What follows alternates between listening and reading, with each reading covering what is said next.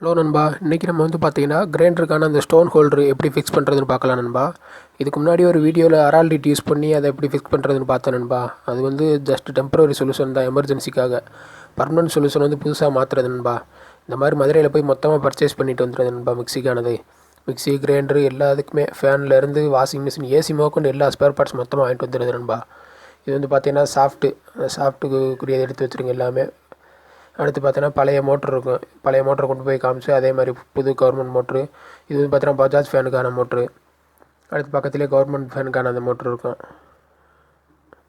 Rolex company. அது எல்லாமே அப்படியே வாங்கியிருக்கேன் நண்பா. மொத்தமாக அப்படியே வாங்கிட்டு வந்துடுறது. அடுத்து பார்த்தோன்னா கண்டென்சர் இருக்கும். இது வந்து பார்த்தோன்னா கிரைண்டருக்கான அந்த புஷ்ஷு, ஸ்டோன் ஹோல்டர் புஷ். அடுத்து அது கண்டென்சர்லேருந்து எல்லாமே ரோட்ரி சுவிட்சு, அதாவது மிக்சிக்கான ரோட்ரி சுவிட்சு, அப்புறம் பிரேக்கர் சுவிட்சு, புஷ்ஷு எல்லாமே மொத்தமாக அப்படியே வாங்கிட்டு வந்துடுது நண்பா. வாங்கிட்டு வந்ததுக்கப்புறம் இப்போ எப்படி நம்ம அந்த ஸ்டோன் ஹோல்டர் மாட்டலாம்ன்ற இந்த வீடியோவில் பார்க்கலாம் நண்பா. வீடியோக்குள்ளே போகிறதுக்கு முன்னாடி நம்மளோட சேனலுக்கு மறக்காமல் சப்ஸ்கிரைப் பண்ணிக்கோங்க நண்பா. பெல் சிம்பல், லைக் எல்லாமே ப்ரெஸ் பண்ணிக்கோங்க நண்பா. அவ்வளோதான், இது மொத்தமாக அந்த மாதிரி வாங்கிட்டு வந்துட்டு மாட்டுறது நண்பா. வீடியோக்குள்ளே போகலாம் நண்பா, வாங்க.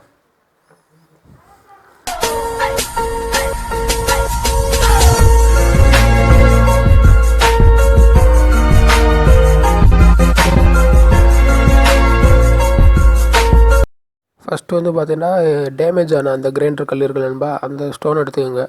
எடுத்துகிட்டு இது உடஞ்சி போச்சு இந்த மாதிரி. அது இதுக்கு முன்னாடி நம்ம போட்டு ஒட்டி வச்சுருப்போம். அது வந்து டெம்பரவரி, அதுவே நல்லா தான் ஒர்க் ஆகும். ஆனாலும் என்ன சொல்கிறது, அதை லாங் டேர்முக்கு யூஸ் பண்ண முடியாது. இந்த மாதிரி இருக்கக்கூடியதை நீங்கள் ஸ்பானர் வந்து 17 நம்பர் ஸ்பானரு, அப்படி இல்லாட்டி கட்டிங் பிளேடு யூஸ் பண்ணி கழட்டிக்கங்க. அது நம்பர் வந்து ஒவ்வொரு கிரைண்டருக்கும் மாறணும்பா. கட்டிங் பிளேடு வந்து எல்லாத்துக்குமே யூஸ்ஃபுல்லாக இருக்கும். கட்டிங் பிளேடு யூஸ் பண்ணுறதுனா பண்ணிக்கோங்க. இந்த மாதிரி பழசை கழட்டி எடுத்துக்கோங்க. அதில் இருக்கக்கூடிய அந்த பழைய புஷ்ஷை வந்து அப்படியே புதுசுக்கும் யூஸ் பண்ணிக்கோங்க, வேஸ்ட் ஆக்கிடாதீங்க அதை. இல்லை புதுசு அதுவும் சேர்த்து வாங்கிட்டு வரதுனால வாங்கிட்டு வாங்க. இந்த மாதிரி இப்போ பழைய கல்லை வந்து நல்லா வாஷ் பண்ணிக்கோங்க நண்பா.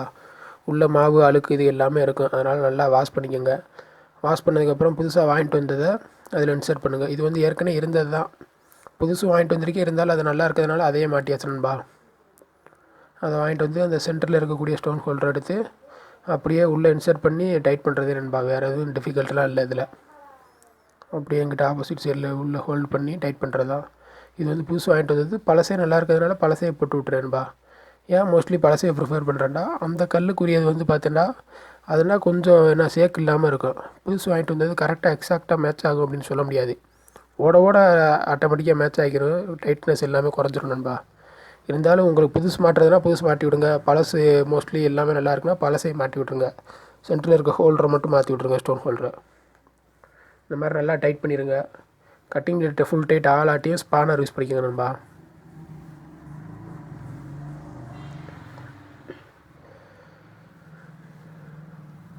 இதோட ரேட் வந்து பார்த்தீங்கன்னா 40 ருபீஸ் நண்பா.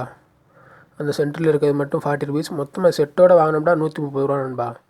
எல்லாமே அந்த சைடில் இருக்க கிளாம்பு எல்லாமே மொத்தமாக சேர்த்து வாங்கினோம்னா 130 ரூபா நண்பா. அந்த சென்டரில் இருக்க ஸ்டோன் ஹோல்டர் அந்த பிளாஸ்டிக் மட்டும் பார்த்தீங்கன்னா வாங்கிக்கோங்க. இதில் டைட் ஆகலைன்ற பட்சத்துக்கு ஸ்பானர் யூஸ் பண்ணி நல்லா டைட் பண்ணிக்கோங்க. ரொம்ப ஓவர் டைட்டும் பண்ணிடாதீங்க நண்பா. அது வந்து என்ன, பிளாஸ்டிக் தான், ஓவர் டைட் பண்ணிங்கன்னா அது உடஞ்சிரும். மீடியமானது உங்கள் ஹேண்டு, ஃப்ரீ ஹேண்டுக்கு ஏற்றாப்புல வச்சுக்கோங்க. நார்மலாக ஒரு லெவலுக்கு மேலே போகிறப்ப தெரிஞ்சிடும் ஓவர் டைட் பண்ணுறோம்டா, அதோட ஸ்டாப் பண்ணிடுங்க அப்படியே. இந்த மாதிரி ஃபுல்லாக டைட் பண்ணியாச்சு நண்பா. ஃபுல்லாக டைட் பண்ணி முடிச்சதுக்கப்புறம் டைரெக்டாக அப்படியே கிரைண்டரில் போட்டு செக் பண்ணி பாருங்கள். 2 சைடு ஃப்ரீயாக ரோல் ஆகுதான்னு பார்த்துக்குங்க. 2 சைடு ஃப்ரீயாக ரோல் ஆகிடுச்சு. அப்படியே கிரைண்டரில் போய் வச்சு மாட்டி பார்த்துக்குங்க. எதுவும் டைட்னஸ் எதுவும் இருக்கா, வேறு எதுவும் ஆல்ட்ரேஷன் பண்ண வேண்டியது இருக்குன்னா பார்த்துக்கங்க. கரெக்டாக ரெண்டுமே செட் ஆகிடுச்சு, ஒன்றும் பிரச்சனை இல்லை. இப்போ அதுக்கடுத்து நெக்ஸ்ட்டு வந்து பார்த்தீங்கன்னா அப்படியே மேலே இருக்க அந்த இதை புஷ்ஷை மாட்டிடுங்க.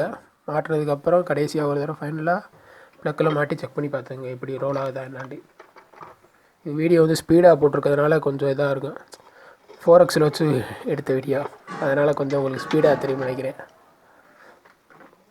இந்த மாதிரி ப்ளக் ஃபைனல் எடுத்து மாட்டி ஃபைனலாக போட்டு ஓகே ஓடுது, எந்த ப்ராப்ளம் இல்லை. 2 கல்லுமே சுற்றுது, பிரச்சனை இல்லை. தேங்க்யூ நண்பா.